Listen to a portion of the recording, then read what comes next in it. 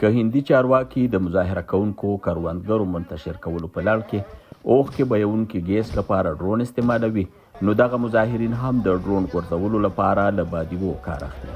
ځینې یې بیا ډرون په لیندو ولي او ځینې پرې د آتشي کمانچو ډزې هم کوي. په ټوله نړۍ کې د مظاهرینو د منتشر کولو لپاره حکومتونه ډول ډول طریقې کاروي، خو د ډرون استعمال پکې نوې طریقه ده چې دغه مظاهرین وایي دوی یې ډېر تنګ کړي دي.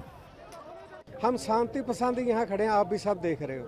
हमारे ऊपर تاسو ګورئ چې موږ دلته څومره په امن کې ولاړ یو، خو دوی بیا هم پر موږ اوښکې بهیونکي ګیس راغورځوي. دلته ښځې او ماشومان هم دي چې د دې ګیس له کبله ډېر په تکلیف کې دي. आंखों में धुआं पड़ जाता है.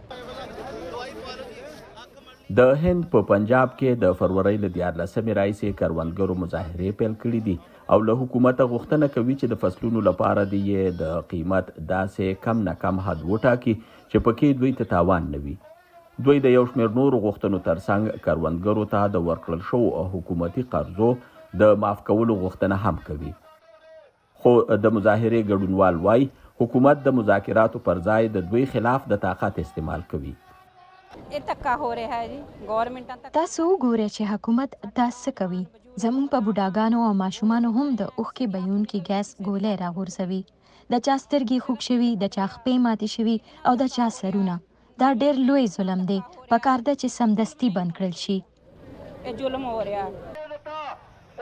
د پنجاب دا کروندګر د خپلو غوښتنو په حق کې د احتجاج لپاره سرخار ډیلي ته تګ غواړي، خو پولیسو یې د ډیلي نه 200 کیلومتره لرې په هریانه کې مخه نیولې ده.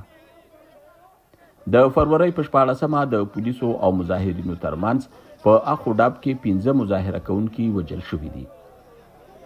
د هند مرکزی حکومت د دې احتجاج ختمولو لپاره وخت په وخت له مظاهرینو سره مذاکرات هم کوي، خو د دې ریپورت تر جوړېدو یې نتیجه نه ده ورکړې.